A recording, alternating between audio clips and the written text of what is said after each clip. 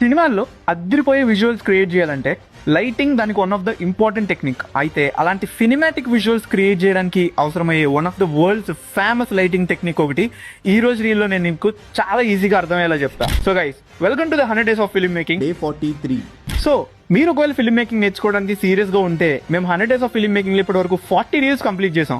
అందులో చాలా important writing కి సంబంధించిన మెటీరియల్స్, చాలా లింక్స్ ప్రొవైడ్ చేసాం. ఒకవేళ మీరు రీల్ ని ఫస్ట్ టైం చూస్తుంటే ఆ రీల్స్ కూడా చెక్ చేయండి. అందులో ఉన్న వాల్యుబుల్ ఫిల్మ్ మేకింగ్ మెటీరియల్ ని తీసుకోండి. వరల్డ్ లో మెజారిటీ ఆఫ్ ద సినిమాటోగ్రాఫర్స్ వాడే ఫేమస్ లైటింగ్ టెక్నిక్ ఏంటంటే రెంబ్రెంట్ లైటింగ్. ఈ పర్టికులర్ లైటింగ్ టెక్నిక్ లో మీ యొక్క కీ లైట్ ని అంటే మేజర్ లైట్ ని మీ సబ్జెక్ట్ కి అంటే యాక్టర్ కి 45 degrees యాంగిల్లో పెడతారు.